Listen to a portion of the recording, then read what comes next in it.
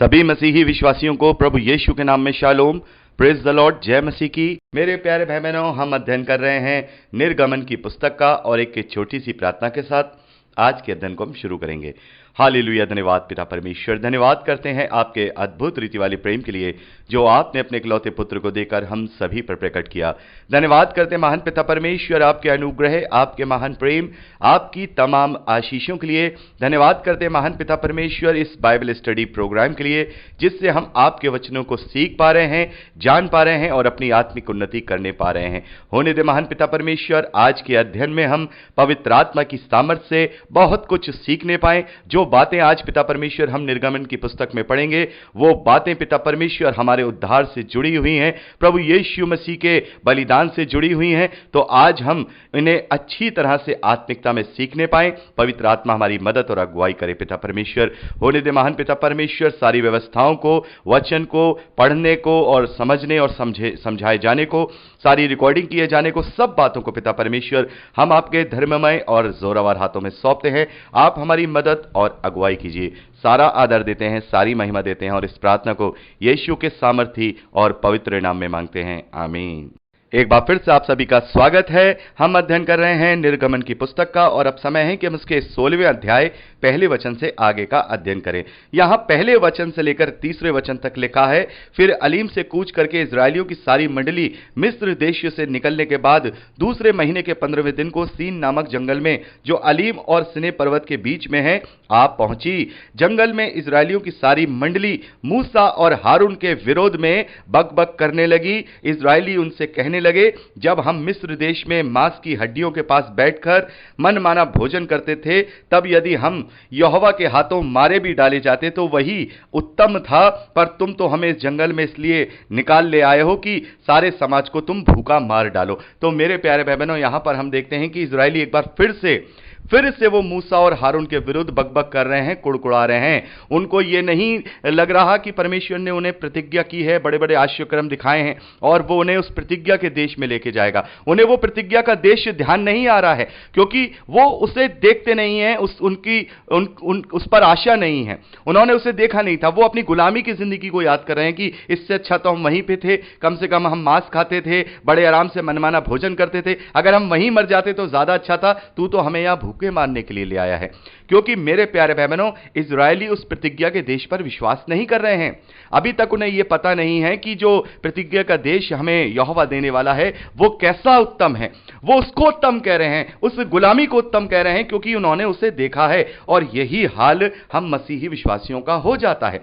जब हम प्रभु को ग्रहण करते हैं और प्रभु के कारण हम पर परमेश्वर की ताड़ना आती है, परमेश्वर की परीक्षाएं हम पर आती हैं, तब हम कुड़कुड़ाने लगते हैं। हम कुड़कुड़ाने लगते हैं कि इससे अच्छा तो हमारा वही जीवन था। हमने प्रभु को पा करके क्या पाया, हमने प्रभु को अंगीकार करके हमने अपने जीवन में क्या पाया। क्योंकि वो उस प्रतिज्ञा के देश की तरफ नहीं देख रहे हैं, वो उस अनंत जीवन की तरफ नहीं देख रहे हैं, वो उस आशा की तरफ नहीं देख रहे हैं जो आशा एक मसीह विश्वासी के लिए जीने के लिए जरूरी है। वो उस अनदेखी आशा पर विश्वास नहीं कर रहे, बल्कि इस धरती को जो वो देख रहे हैं इस वक्त, जो अपना जंगल वाला जीवन जो देख रहे हैं, उन्हें वो बहुत पसंद आ रहा है। जैसे यहां मिस्रियों को, इजरायलियों को वो मिस्र वाला देश बहुत ही अच्छा लग रहा है। उन्हें पता ही नहीं है मेरे प्यारे बहनों, इसीलिए ये इजरायली जिन्होंने अपने आप को मन नहीं फिराया, अपने आप को सुधारा नहीं, ये उस देश तक नहीं पहुंच पाए। और यही होगा हमारा भी कि वो हमारे साथ साथ चल रहा है, वो हमें संभाल रहा है, वो हमें जो जीवन की रोटी है उसमें से दे रहा है, वो हमें सोतों में से पिला रहा है। लेकिन अगर हम कुड़कुड़ाते ही मर गए तो हम फिर उस प्रतिज्ञा के देश में नहीं पहुंचेंगे। ये सारी चीजें, जैसे पौलुस कहते हैं कि ये हमारे लिए शिक्षक हैं, तो ये करेक्टर भी हमारे लिए शिक्षक हैं जो इजरायली यहां अपना करेक्टर दिखा रहे हैं। मेरे प्यारे भाई बहनों, कभी कभी मैं अपने मन में सोचता हूं कि परमेश्वर ने जितने आश्चर्यक्रम इजरायलियों को दिखाए हैं, 10 विपत्तियां मिस्र पर आई, उसके बाद हम देखते हैं कि लाल सागर के 2 भाग हो गए और बहुत सारे और आश्चर्यक्रम परमेश्वर ने वहां इजरायलियों के बीच में किए हैं। यदि इतने आश्चर्यक्रम हमारे जीवन में आ जाएं तो हम तो हर सेकंड उसको दंडवत करते रहें, अपना पूरा जीवन इस तरीके से बिता दें कि हमें बिल्कुल सही मायने में आत्मा और शरीर की कोई चिंता ना हो। लेकिन यहां पर ये अपनी गुलामी को याद कर रहे हैं, इन्हें आजादी के मायने नहीं पता है। यही होता है मसीह परिवारों में जन्म लेने वाले लोग, और जो मसीह को जानने के बाद भी केवल सांसारिक आशीषों के पीछे पड़े रहते हैं, वो ऐसे ही होते हैं। वो ऐसे ही होते हैं कि वो गुलामी की और नाशवान चीजों की ही वो परमेश्वर से डिमांड करते हैं, प्रार्थनाएं करते हैं। उन्हें पता ही नहीं है कि उन्हें कैसी अद्भुत आजादी मिली है। इन्हें ये समझ ही नहीं रहे हैं कि इन्हें आजादी मिल चुकी है, इन्हें स्वतंत्रता मिल चुकी है, परमेश्वर ने कैसे अद्भुत कार्य करके इन्हें वहां से निकाल लिया, ये समझ नहीं रहे हैं। ऐसे ही हम नहीं समझते हैं कि हमें मसीह ने स्वतंत्र कर दिया है, और हम बार बार उन्हीं गुलामी की जंजीरों में जकड़ने के लिए चले जाते हैं, चाहे वो सांसारिक भोग विलास हो, सांसारिक अभिलाषाएं हो, चाहे वो हमारे कर्मकांड हो, उन सब के पीछे आज हम भाग रहे हैं। हमें स्वतंत्रता मिली है, हमें आजादी मिली है, हमें पहचानना होगा हमारी आजादी को। हम यहां के नहीं हैं, हमारा ये स्वदेश नहीं है। हम पढ़ चुके हैं पौलुस की पत्रियों में, हमारा स्वदेश ये नहीं है, हमारा देश वो है, वो प्रतिज्ञा का देश, अनंत जीवन। इसीलिए यदि हमारे जीवन में कोई ऐसी बात आती है, परमेश्वर की ताड़ना आती है, ये तो बड़े सौभाग्य की बात है कि परमेश्वर ने मुझे अभी तक त्यागा नहीं है, वो मेरी ताड़ना कर रहा है, मैं उसका पुत्र, उसकी संतान कहला रहा हूं, मैं व्यभिचार की संतान नहीं कहला रहा हूं, तो ये तो धन्य और आनंद का विषय हो जाता है। लेकिन हम इजरायली बन जाते हैं, हम इजरायली बन जाते हैं, आजादी को छोड़ करके गुलामी की तरफ जाना चाहते हैं। मेरे प्यारे बहनों, यहां पर हम देखते हैं कि इजरायलियों का कैरेक्टर इसी प्रकार का था, और वो हमेशा मूसा पर और हारून पर दोष लगाते रहते थे, अरे वहां ले आए, अरे तुम यहां ले आए, हमें प्यासा मार दिया, हमें भूखा मार दिया। लेकिन मेरे प्यारे बहनों, यहां पर हम देखते हैं कि परमेश्वर ने उनकी कुड़कुड़ाहट को सुनकर उनकी हर एक मनोकामना को वहां पर भी पूरा किया है, और वो उनकी हर एक इच्छा को वो पूरा करता चला गया। लेकिन फिर भी इजरायलियों ने अपने मन को नहीं फिराया। अभी हम आगे सब इन इजरायलियों का कैरेक्टर देखेंगे, कैसे वो विश्वास में भटके हुए थे, कैसे वो शारीरिक जीवन को ही जीना चाहते थे। आगे हम देखते हैं 4 वचन से, तब यहोवा ने मूसा से देखा, देखो मैं तुम लोगों के लिए आकाश से भोजन वस्तु बरसाऊंगा, और ये लोग प्रतिदिन बाहर जाकर प्रतिदिन का भोजन इकट्ठा करेंगे। इससे मैं उनकी परीक्षा करूंगा कि ये मेरी व्यवस्था पर चलेंगे कि नहीं, और ऐसा होगा कि 6वें दिन वह भोजन अन्य दिनों से दुगना होगा, इसलिए जो कुछ वह उससे दिन में बटोरें उसे तैयार रखें। तब मूसा और हारून ने सारे इजरायलियों से कहा, शाम को तुम जान लोगे कि जो तुमको मिस्र देश से निकाल ले आया है वह यहोवा है। तो यहां पर हम देखते हैं कि परमेश्वर मूसा से कहते हैं कि मैं आकाश से उनके लिए भोजन वस्तु दूंगा और उन्हें किसी भी प्रकार की कोई भी कमी नहीं होगी। तब मूसा इजरायलियों से कहता है कि शाम तक वेट करो, तुम जान लोगे कि तुम जो तुम्हें मिस्रियों की गुलामी से निकाल ले आया है वो यहोवा है। तो मेरे प्यारे भाई बहनों, इनकी कुड़कुड़ाहट का लेवल देखिए कि अभी भी इन्हें यह विश्वास नहीं है कि हमारे साथ जो चल रहा है, दिन में बादल की छाया बना, शाम को रात को अग्नि की ज्वाला बना, और उसने उसे हर प्रकार से इजरायलियों को बचा के रखा, हर विपत्ति से लाल सागर के पार करा दिया। उन्हें अभी भी इस बात पर तो अभी भी विश्वास नहीं है। यहां मूसा कह रहा है कि शाम को तुम जान लोगे, शाम को तुम जान लोगे जब वो तुम्हें रोटी खिला देगा, तुम जान लोगे जब वो तुम्हें बटेरे खिला देगा, जान लोगे जब वो तुम्हें पानी पिला देगा। तो आज भी हमारा यही है कि हम परमेश्वर को जानना तभी चाहते हैं कि जब वो हमारे लिए इस धरती पर संसारिक आशीषों को पूरा कर दे, हम उसे तभी ग्रहण करते हैं। और आजकल तो जो प्रचारक हैं उन्होंने भी अपने आप को इसी प्रकार से रिप्रेजेंट करना शुरू कर दिया है कि प्रभु को पहचानो वो तुम्हें यह देगा, प्रभु को पहचानो तो वो तुम्हें देगा। वो उन्हें अनंत जीवन का आश्वासन नहीं देते हैं, वो उन्हें सच्चाई का आश्वासन नहीं देते हैं, बल्कि यहां उन्हें इजरायली बना देते हैं। वो लोग उन्हें इजरायली बना देते हैं, वो इजरायली जो जीवन भर मन्ना तो खाते रहे, वो इजरायली जीवन भर आकाश से उतरी रोटी तो खाते रहे, लेकिन वो उस प्रतिज्ञा के देश तक नहीं पहुंचे। कुछ हाल ऐसा ही होगा उन मसीही विश्वासियों का जो इस प्रकार से मसीह पर विश्वास करते हैं कि वो हमें आशीषित करेगा दुनियावी वस्तुओं के द्वारा। तो वो दुनियावी वस्तु तो पाते रहेंगे, वो शान शौकत तो पाते रहेंगे, सारी इच्छाएं अपनी जीवन में पूरी करते रहेंगे, लेकिन वो अनंत जीवन तक नहीं पहुंचेंगे जैसे ये इजरायली नहीं पहुंचेंगे। जो ये इजरायली हैं, जो मिस्र की गुलामी से चली हुई वो पीढ़ी है, उसमें मूसा और हारून भी शामिल हैं, ये भी वहां तक नहीं पहुंचेंगे। और मूसा और हारून क्यों नहीं पहुंचेंगे, इसके विषय में भी हम आगे गिनती की पुस्तक में पढ़ेंगे। तो यहां पर हम देखते हैं कि ये लोग जो इस वक्त इजरायली हैं वही हम इजरायली बन रहे हैं, वैसे ही इजरायली आज हम बन रहे हैं कि जैसे यहां मूसा कह रहा है कि तुम जान लोगे, वैसे ही यहां के आजकल के प्रचारक कहते हैं कि तुम जान लोगे, जब तुम मसीह को ग्रहण करोगे तो तुम्हें नौकरी लग जाएगी, तुम्हारा वीजा लग जाएगा, तुम्हारा जेबें भर जाएंगी, तुम्हारे वॉलेट भर जाएंगे। लेकिन भर जाएंगे बिल्कुल। यहां मन्ना मिल गया, यहां पर अभी हम आगे पढ़ते हैं इस बात को कि उन्हें आकाश से भोजन वस्तु मिल गई, बटेरें मिल गई, लेकिन वो उस अनंत जीवन तक, या हम कहें कि उस प्रतिज्ञा के देश तक नहीं पहुंच पाए, उस देश तक वो नहीं पहुंच पाए। ऐसे ही वो इजरायली मसीही विश्वासी जो अपने आप को बनते हैं दुनियावी आशीषों वस्तुओं के पीछे, वो भी उस अनंत जीवन तक कभी प्रवेश करने ना पाएंगे।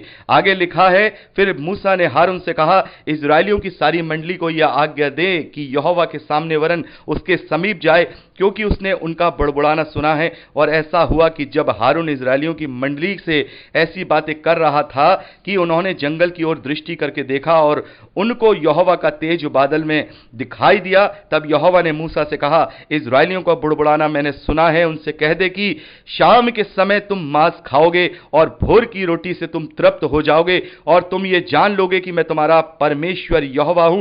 तब ऐसा हुआ कि शाम को बटेरें आकर छावनी पर बैठ गईं और भोर को छावनी के चारों ओर ओस पड़ी। और जब ओस सूख गई तो वे क्या देखते हैं कि जंगल की भूमि पर छोटे छोटे छिलके पाले के किनके के समान पड़े हैं। ये देखकर इजरायली जो नहीं जानते थे कि ये क्या वस्तु है, वो आपस में कहने लगे, ये तो मन्ना है। मन्ना का मतलब होता है क्या, मतलब व्हाट, ये क्या है। तब मूसा ने उनसे कहा, ये वही भोजन वस्तु है जिसे यहोवा तुम्हें खाने के लिए देता है।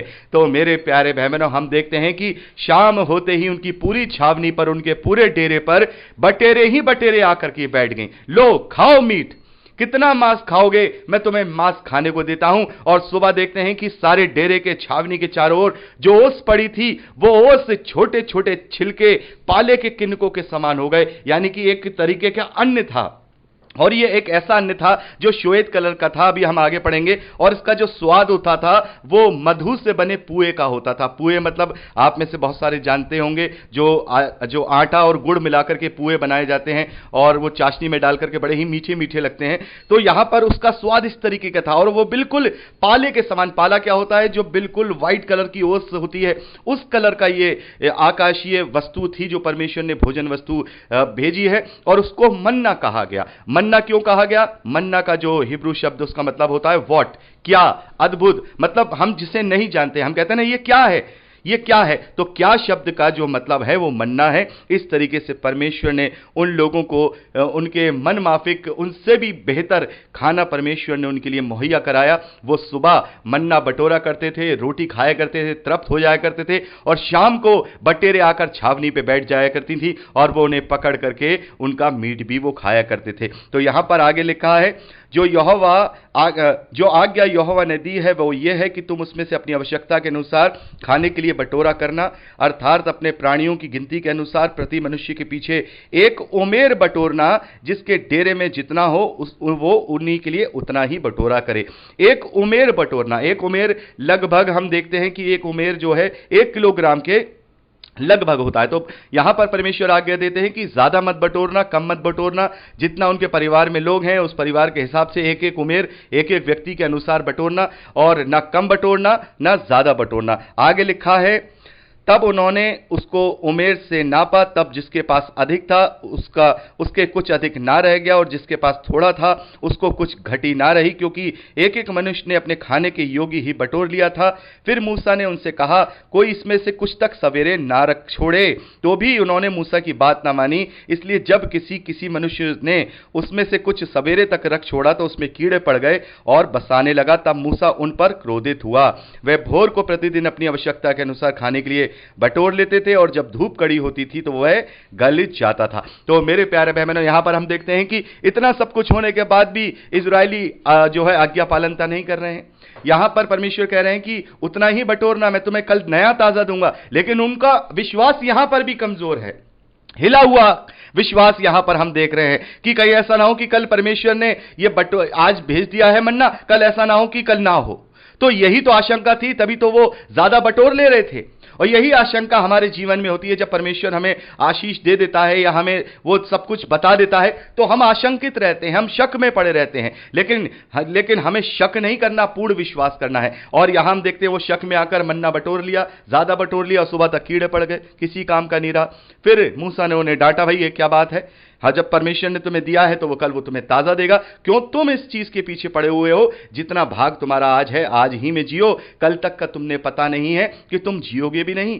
मेरे प्यारे बहनों, यहां पर परमेश्वर चाहते तो उनको क्या करते, उनको एक ही बार में सारा मन्ना बरसा देते और कहते थे भैया अपने अपने बोरे भर लो, अपने अपने भंडार भर लो और ये तुम्हारे लिए 40 साल तक का हो जाएगा। लेकिन परमेश्वर ने ऐसा नहीं किया। प्रतिदिन की रोटी वहां पर दी है। इसीलिए हम अपनी जो प्रार्थना करते हैं, हे हमारे पिता की, उसमें भी हम कहते हैं हमारी प्रतिदिन की रोटी दे, हमें आज की रोटी दे। बिकॉज क्योंकि हम नहीं जानते हैं कि कल हम जिंदा रहेंगे कि नहीं, हम नहीं जानते हैं कि हम कल जिंदा रहेंगे कि नहीं। इसीलिए प्रभु यीशु मसीह कहते हैं कि आज का दुख, आज की तकलीफ आज के लिए काफी है, आज के लिए काफी है, क्यों हम कल की चिंता करें। इसलिए परमेश्वर ने यहां पर दर्शा दिया कि नहीं, मैं तुम्हें रोज की रोटी तुम्हें दूंगा, रोज की रोटी तुम्हें दूंगा, ताकि तुम विश्वास के साथ अपने जीवन को जियो। तो जो लोग अपनी रोज की रोटी पर जो है विश्वास करते हैं, उनका जीवन शांतिपूर्वक होता है, उनका जीवन सुकून से भरा और धीरज से भरा होता है। और जो लोग आगे की सोचते हैं, उन्हें पता ही नहीं आगे क्या होने वाला है, आगे क्या होगा। जो पैसा जोड़ा जमा किया, पता नहीं हम इसके लिए जीवित रहेंगे कि नहीं,